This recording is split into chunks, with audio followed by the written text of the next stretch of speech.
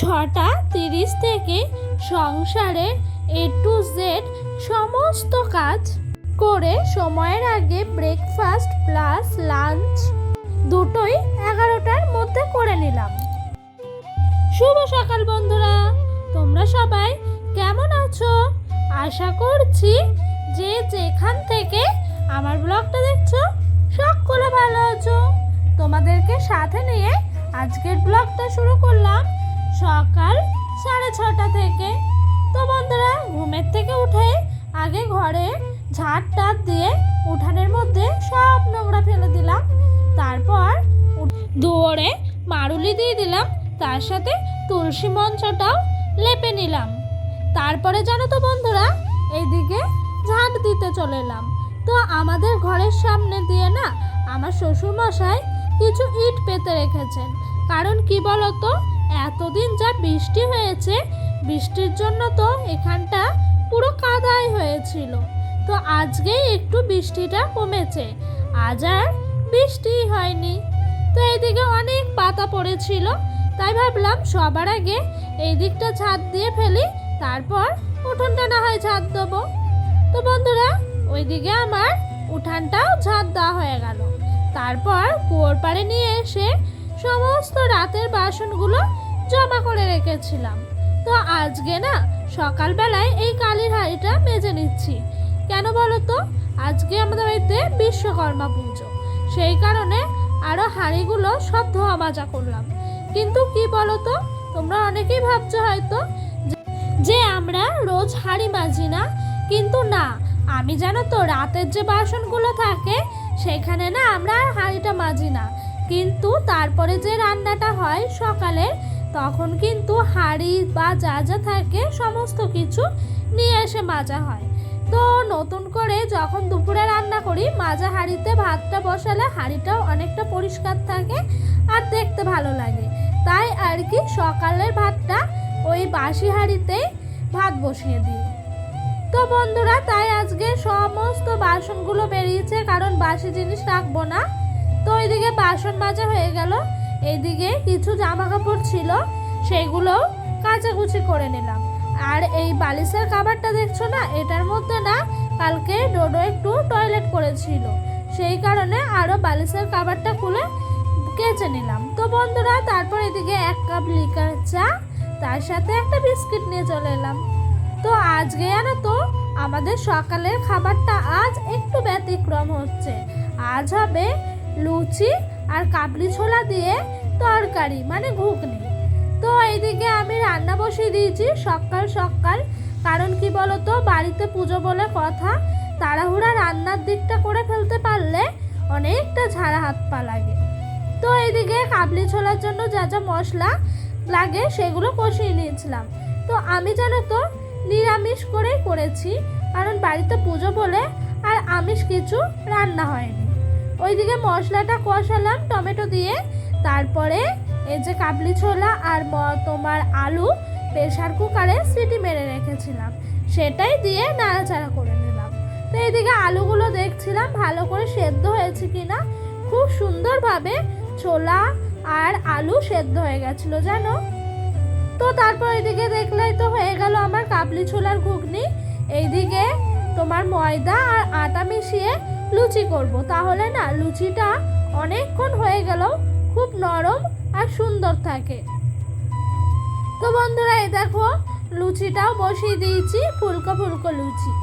তো আজকে সংসারের সমস্ত কাজ একদম সকাল 6:30 থেকে শুরু করেছি।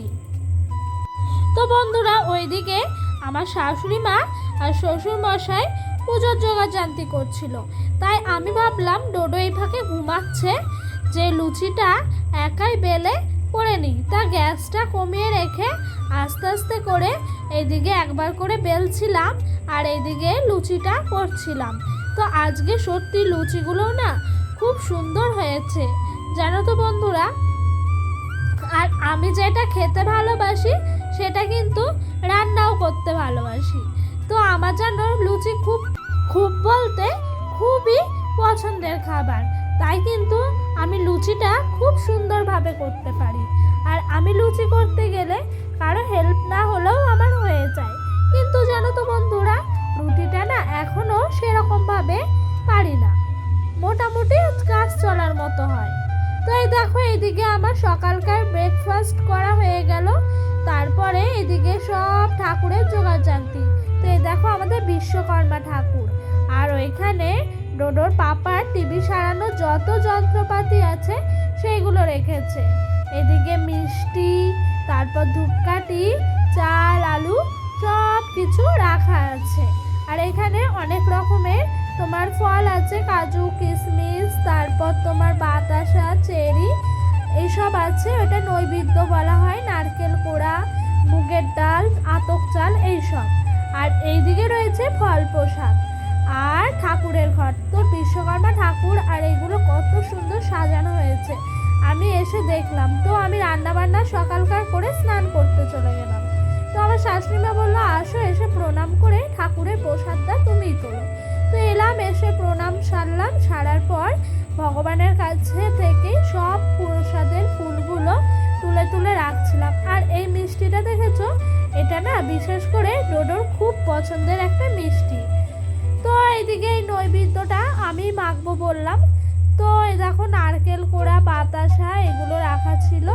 আমার না মাখামাখি করতে খুব ভাল লাগে, সেই জন্য দেখেছো আগের দিনও শনি পুজো দিতে গেছিলাম, শনি পুজোর প্রসাদটা মেখেছিলাম।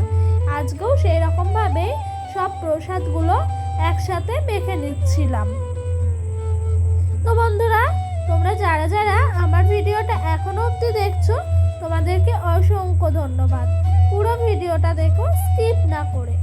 আর তোমাদের যদি মনে না থাকে তার জন্য না আমি মনে করিয়ে দিচ্ছি, আমার ভিডিওটা ভালো লাগলে একটা লাইক কমেন্ট করো, আর চ্যানেলটি অবশ্যই সাবস্ক্রাইব করে পাশে থাকা বেল বাটনটা প্রেস করে দিও আমার নতুন নতুন ভিডিওগুলো তোমাদের কাছে চলে যাওয়ার জন্য। তো এইদিকে দেখো একেবারে ডোডোর পাপা আর আমি বসে পড়েছি এক থালা বাটিতে নিয়ে খেতে, লুচি আর ঘুগনি, আর ওইদিকে একটু মিষ্টি ছিল। খাওয়া দাওয়া শেষ করতে না করতেই দুপুরে রান্না করতে চলে এলাম। তো এই দেখো ফুলকপি আলুর তরকারি। আমি কিন্তু সমস্ত কাজ রুটিন মেনটেন করেই করেছি, সকাল 11টার মধ্যে সব কাজ শেষ করে ফেলেছি। তো বন্ধুরা চলো তোমাদের সুন্দর সুন্দর কিছু কমেন্টের রিপ্লাই দেওয়া যাক।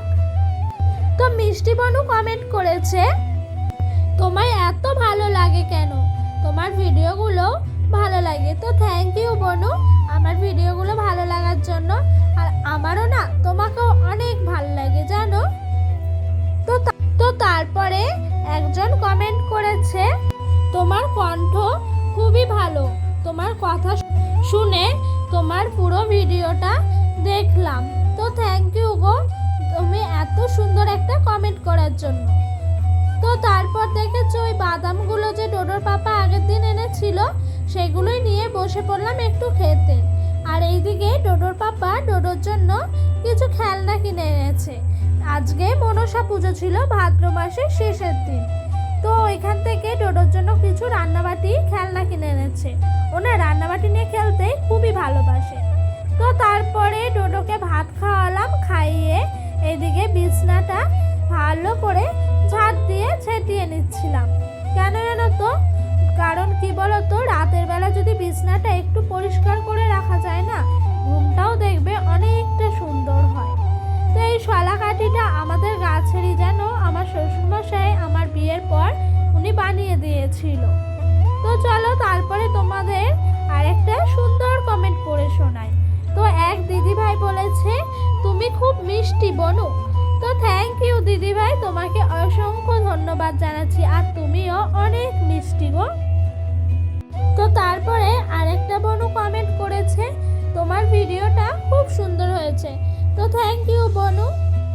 তো তারপরে দেখো বিছনাটা ঝেড়ে নিলাম, ঝাড়ার পর ডোডোকে ওর দাদু ঠাম্মার কাছে রেখে এসেছি, এবার ঘরে নিয়ে আসবো। তো বন্ধুরা আজকের ভিডিওটা এই পর্যন্তই রাখলাম, ভিডিওটা এখানেই শেষ করে দিচ্ছি। তো দেখা হবে নেক্সট ব্লগ ভিডিওতে।